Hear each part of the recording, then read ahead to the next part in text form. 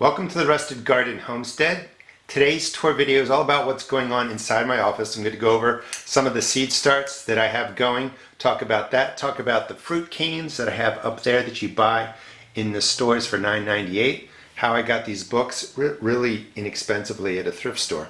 But let's start here. I'm also going to take you outside and show you this crazy ice storm that's going on. It's beautiful to look at, but it's snapping limbs all over the place in our neighborhood. I'm collecting old garden tools. I like collecting things with a history. These are going to go onto a board when I get the right tools and kind of make a sculpture on the board. I'll be hanging that somewhere. I just picked up this chest at a thrift store. It is vintage. It's quite old. I think it was 25 bucks. I'd rather spend a little bit of money on something with a history than buying something brand new. And that's going to stay here in the office.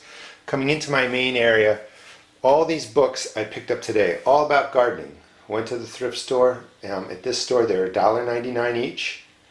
They were on sale. They usually have sales like on Mondays and Tuesdays and Wednesdays or whatever in your area.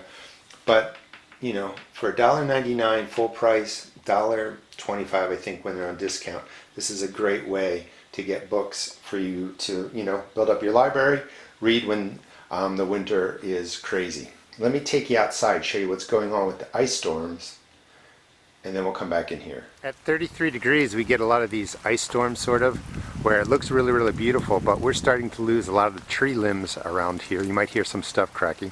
Just wanted to show it to you. You can hear that in the background. I mean, it's really pretty, but let me show you what's going on around the Rusted Garden Homestead. I mean, it's a mix. Again, beautiful to look at, really cool. You don't see that too often. Let's walk over to the other side there. Power's out. Luckily there's no ice on the roof. The house is holding up minus the power outage. But with all the falling branches and the wires here that are on poles, it's not where I used to live where everything was underground. The power's going out. The trees are absolutely stunning. I really like looking at it. I wish I wasn't losing all those limbs though. And it looks like sculptures on here. Here's a close-up of the branches that fell. One of them is leaning on a garage roof, and I'll have to get up in there and cut that branch down. Let's go to the other trees that have snapped on the tops, which is really a shame because they were beautiful. They still are to a degree, but the tops are really just snapped off. I believe these are birches. 3 beautiful trees. This one survived okay. A little bit damage on the back, you probably can't see it. Coming over to the middle one, it is snapped up at least a good probably 20 feet of snapped off there. It was beautiful. Still pretty, but you know, damaged. I'll have to have those removed too. You might be able to see the work crews in the back. They're taking care of the down power lines.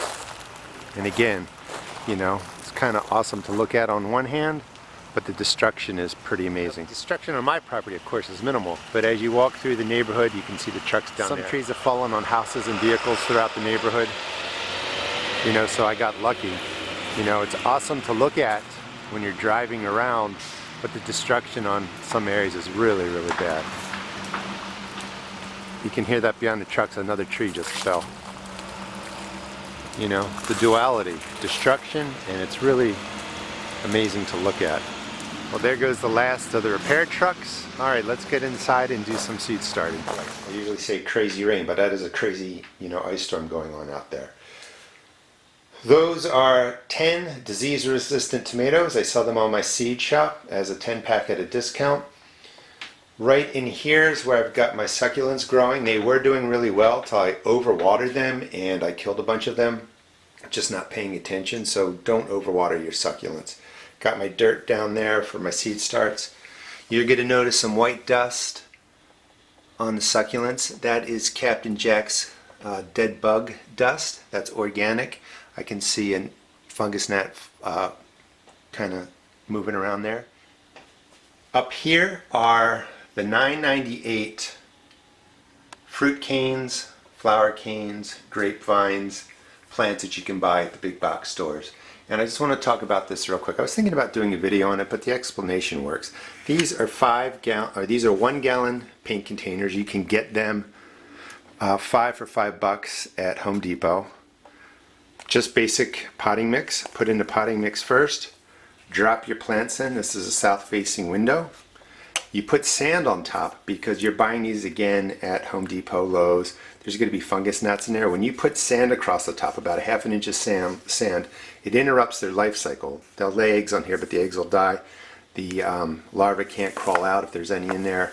It just kills them off. Fungus gnats are always a bane for indoor seed starting, and often with house plants. Kiwi, Concord grape, and that is a hydrangea back there.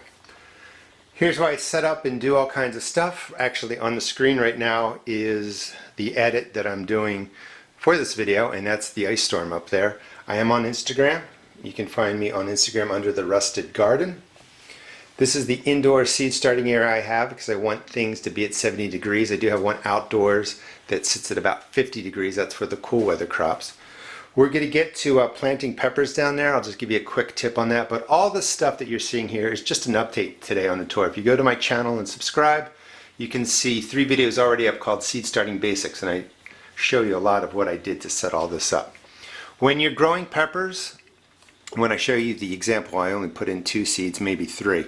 But these are all coming up at different rates. These are all peppers across here, and that's something to really keep in mind. Today is the 11th, so it's been about 13 days, and you can see that peppers just pop at different rates. Some of them are just breaking the surface. They still have the seed coat on there. That one's just breaking the surface. So peppers will germinate anywhere between really 7, 21 days. Sometimes your super hot peppers might even take 21 to 28 days. I have flowers in there. Those are Coreopsis and Yarrow, overseeded. A great way to save money is to start your own perennial flowers indoors. Right in there, straight in the back, that's oregano. Those are some Walla Walla onions. Here's a better example of what I've been doing. And again, today's about 11 days into February. I forgot the date actually. But this is oregano. That was thyme up there. You can really start all your herbs, a lot of perennial flowers indoors, and you'll save yourself a lot of money. This is lettuce. It's going to be going outside in a video. It's going to be put under glass. I'll talk to you about that. This way you can get some of your cool weather crops out there, and when it's 40-degree days, 28-degree nights, 25-degree nights, you can still grow your lettuces out there. Purple coneflower, Shasta daisy, waiting on some blazing star to pop. Right down here, we'll do the quick pepper instruction for planting your pepper seeds. That's how I do it. But I just wanted to show you again. Got tomatoes growing in there. These are all tomatoes back there that are going to be doused with hydrogen peroxide for an example of what's going on. When you do get fungus gnat infestation is in your soil, how do you treat it? It's going to be hydrogen peroxide, but I'm running an experiment. Right across the front, more peppers. And this is where I'm at with seed starting. So I'm in Maryland, Zone 7. You can start your perennials, you can start your herbs now, you can start some greens that are going to go outside. A lot of people say, well, when do I start my tomatoes? When do I start my peppers? When do I start everything? And I can't really answer that because it varies. So we'll start with peppers. You can start your peppers indoors 8 to 12 weeks before your soil temperature gets to about 50 degrees. You definitely want to count backwards from your last frost date because peppers don't like cold weather. They can't take the frost. When the soil temperature is really below 50 degrees, the plants are just going to stay there. So you want to kind of time this that you can get anywhere from 8, 10, 12 weeks worth of growth for peppers. Check out the videos, subscribe to my channel. I have a series going, as I mentioned, called Seed Starting Basics. I show you how to set up all of this, but I just want to show you real quick. When you fill up your trays with your seed starting mix, make sure you thumb pack it. You press it down, and you want a solid planting base. It's really, really important for your plants. I'm planting Sunbright pepper seeds from Ever Wild Farms. That's the seed company that I recommend. I recommend you check them out. I'll put a link in my video description.